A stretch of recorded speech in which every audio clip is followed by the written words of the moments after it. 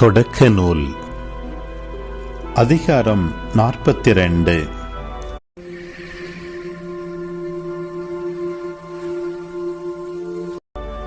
எகிப்தில் தானியம் கிடைப்பதை பற்றி யாக்கோபு கேள்விப்பட்டு தம் புதல்வர்களை நோக்கி, நீங்கள் ஒருவர் மற்றவரை பார்த்து கொண்டு இருப்பது ஏன்? இதோ எகிப்தில் தானியம் கிடைக்கிறது என்று கேள்விப்படுகிறேன். நாம் பஞ்சத்தால் சாகாமல் உயிரோடு இருக்குமாறு நீங்கள் அங்கு சென்று நமக்கென தானியம் வாங்கி கொண்டு வாருங்கள் என்றார். எனவே யோசேப்பின் சகோதரர் 10 தானியம் வாங்கும் பொருட்டு எகிப்திற்கு புறப்பட்டு போனார்கள். ஆனால் யோசேப்பின் சகோதரனான பென்யமீனை அவனுடைய சகோதரர்களோடு யாக்கோபு அனுப்பவில்லை. ஏனெனில் அவனுக்கு ஏதாவது ஆபத்து நேரிடக்கூடும் என்று எண்ணினார். கானான் நாட்டிலும் பஞ்சம் நிலவியதால் அங்கிருந்து தானியம் வாங்கச் சென்ற மற்றவர்களோடு இஸ்ரவேலின் புதல்வர்களும் சேர்ந்து கொண்டனர். அப்பொழுது யோசேப்பு நாட்டுக்கு ஆளுநராயிருந்து மக்கள் அனைவருக்கும் தானியம் விற்கும் அதிகாரம் பெற்றிருந்தார். எனவே அவருடைய சகோதரர்கள் வந்து தரை மட்டும் தாழ்ந்து யோசேப்பை வணங்கினார்கள். யோசேப்பு தம் சகோதரர்களை அடையாளம் கண்டு கொண்டார். ஆயினும் அவர்களை அறியாதவர் போல் கடுமையாக அவர்களிடம் பேசி, நீங்கள் எங்கிருந்து வருகிறீர்கள் என்று வினவினார். அவர்களோ, நாங்கள் கானான் நாட்டிலிருந்து உணவுப் பொருள்கள் வாங்க வந்திருக்கிறோம் என்று பதில் கூறினார்கள். யோசேப்பு தம் சகோதரர்களை அடையாளம் கண்டு கொண்ட போதிலும் அவர்கள் அவரை அடையாளம் கண்டு கொள்ளவில்லை. அப்பொழுது தாம் அவர்களை பற்றி கண்ட கனவுகளை நினைவில் கொண்டு அவர்களை நோக்கி, நீங்கள் ஒற்றர்கள், பாதுகாப்பற்ற பகுதிகள் நாட்டில் எங்குள்ளன என்று ஆராய்ந்து பார்க்க வந்திருக்கிறீர்கள் என்றார். அதற்கு அவர்கள், எம் தலைவரே, அப்படியல்ல, உம் ஊழியர்களாகிய நாங்கள் உணவுப் பொருள்கள் வாங்கவே வந்துள்ளோம். நாங்கள் எல்லாரும் ஒரே தந்தையின் புதல்வர்கள். நாங்கள் நேர்மையானவர்கள், ஒற்றர்கள் அல்ல என்றனர். அவர்களிடம் அவர், இல்லை இல்லை, பாதுகாப்பற்ற பகுதிகள் நாட்டில் எங்குள்ளன என்று ஆராய்ந்து பார்க்க வந்தவர்களே நீங்கள் என்று சொன்னார். அவர்கள் மறுமொழியாக, உம் அடியார்களாகிய நாங்கள் கானான் நாட்டில் வாழும் ஒரே தந்தையின் 12 புதல்வர்கள். இப்பொழுது எங்களுள் இளையவன் எங்கள் தந்தையோடு இருக்கின்றான், இன்னொருவன் இறந்துவிட்டான் என்றனர். யோசேப்பு மீண்டும் அவர்களிடம், நான் சொன்னது போலவே நீங்கள் ஒற்றர்கள்தாம். இதோ நான் உங்களை சோதித்தறிய போகிறேன். பார்வோனின் உயிர் மேல் ஆணை, உங்கள் இளைய சகோதரன் இங்கே வந்தாலொழிய நீங்கள் இங்கிருந்து புறப்பட போவதில்லை. எனவே உங்கள் சகோதரனை அழைத்து வரும்படி உங்களில் ஒருவனை அனுப்புங்கள். மற்றவர்கள் சிறையில் அடைக்கப்படுவீர்கள். உங்கள் சொற்களை சோதித்து உண்மை உங்களிடம் உள்ளதா என்று அறிய விரும்புகிறேன். இல்லையெனில் பார்வோனின் உயிர் மேல் ஆணை, நீங்கள் ஒற்றர்கள்தாம் என்றார்.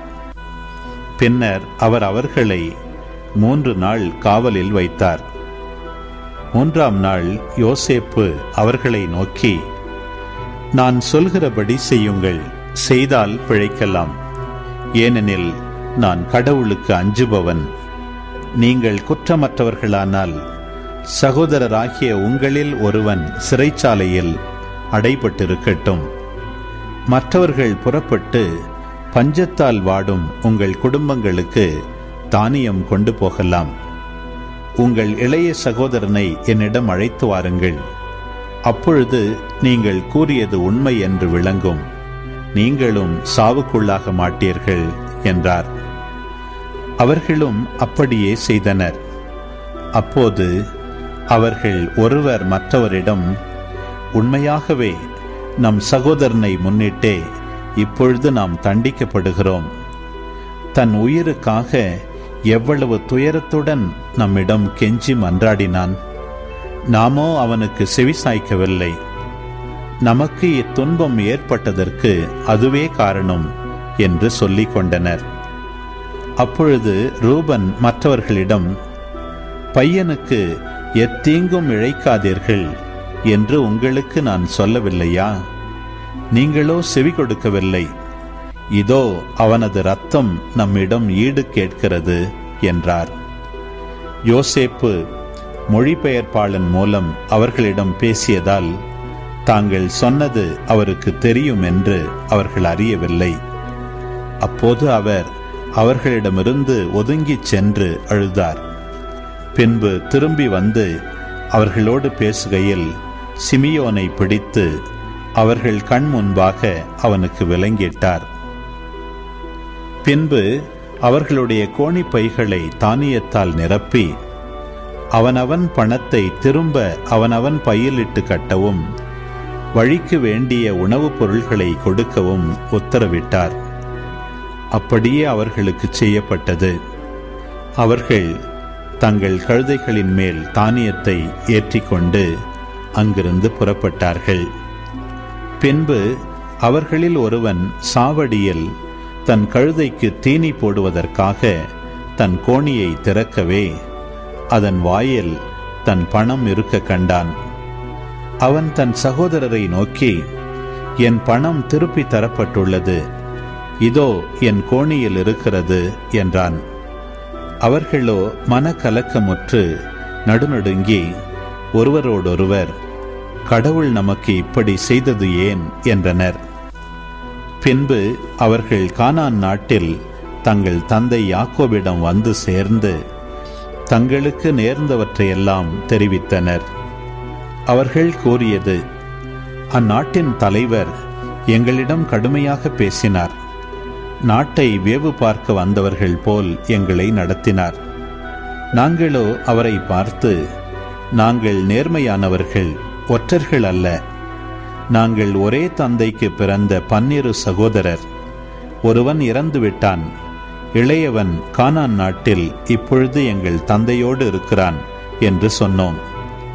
அப்பொழுது நாட்டின் தலைவரான அந்த ஆள், நீங்கள் நேர்மையானவர்கள்தாம் என்பதை நான் அறிந்து கொள்ள உங்கள் சகோதரர்களுள் ஒருவனை என்னிடம் விட்டுச் செல்லுங்கள். பஞ்சத்தால் வாடும் உங்கள் குடும்பங்களுக்கு வேண்டியவற்றை வாங்கி கொண்டு போங்கள். ஆனால் உங்கள் இளைய சகோதரனை என்னிடம் அழைத்து வாருங்கள். அதன் மூலம் நீங்கள் ஒற்றர்கள் அல்ல, நேர்மையானவர்கள்தாம் என்று நானும் அறிந்து கொள்வேன். அதன்பின் உங்கள் சகோதரனை உங்களிடம் ஒப்படைப்பேன். பின்னர் நீங்கள் நாடெங்கும் வணிகம் செய்யலாம் என்றார். பின்பு அவர்கள் கோணிப்பைகளை திறந்து கொட்டிய பொழுது ஒவ்வொருவன் கோணிப்பையிலும் அவனவன் பணமுடிப்பு காணப்பட்டது. பணமுடிப்புகளை கண்டு அவர்களும் அவர்கள் தந்தையும் திகிலுற்றனர். தந்தை யாக்கோபு அவர்களை நோக்கி, என்னை பிள்ளையற்றவன் ஆக்கிவிட்டீர்கள். யோசேப்பு இல்லை, சிமியோனும் இல்லை, இப்பொழுது பென்யமீனையும் கூட்டிக் கொண்டு போகவிருக்கிறீர்களே, எல்லாமே எனக்கு எதிராக உள்ளன என்றார். அதற்கு ரூபன் தம் தந்தையிடம், நான் அவனை உம்மிடம் திரும்பவும் கொண்டு வராவிடில் என் 2 மைந்தரையும் கொன்றுவிடுங்கள். அவனை என் கையில் ஒப்புவியுங்கள், நான் அவனை உங்களிடம் கொண்டு வந்து சேர்ப்பேன் என்றார். ஆனால் யாக்கோபு, என் மகனை உங்களோடு போகவிட மாட்டேன். இவன் சகோதரன் இறந்து போனான், இவன் ஒருவனே எஞ்சியிருக்கிறான். நீங்கள் போகும் வழியில் இவனுக்கு ஏதாவது ஆபத்து நேரிட்டால் நரைத்த முடியுள்ள என்னை துயருக்குள்ளாக்கி பாதாளத்திற்குள் இறங்கச் செய்வீர்கள் என்றார். அன்பு உறவுகளே, இது உங்களுக்கான நேரம். இக்காணொளியில் ஒலி வடிவில் தொடக்க நூல் 42ஆம் அதிகாரத்தை முழுமையாக பார்த்தும் கேட்டும் ஜபித்தும் இருப்பீர்கள். இன்றைய இறை வார்த்தையின் அடிப்படையிலான கேள்வி: பையனுக்கு எத்தீங்கும் இழைக்காதீர்கள் என்று சொன்னவர் யார்? பதில்களை கமெண்ட்ஸில் பதிவு செய்யவும். இதுபோன்ற வீடியோக்களை தொடர்ந்து காண இந்த வலைதளத்தை சப்ஸ்கிரைப் செய்யவும். மேலும் லைக் கொடுத்து எங்களை ஊக்கப்படுத்தவும். இப்பதிவுகளை மற்றவரோடு பகிர்ந்து ஷேர் செய்து நாளும் திருவிவிலியத்தின் ஒரு அதிகாரத்தை வாசிக்கவும் கேட்கவும் பார்க்கவும் நீங்கள் உதவிடலாம். மீண்டும் அடுத்த காணொளியில் சந்திப்போம். இந்த நாள் இனிய நாளாய் அமையட்டும். இறைவன் உங்களை ஆசிர்வதிக்கட்டும்.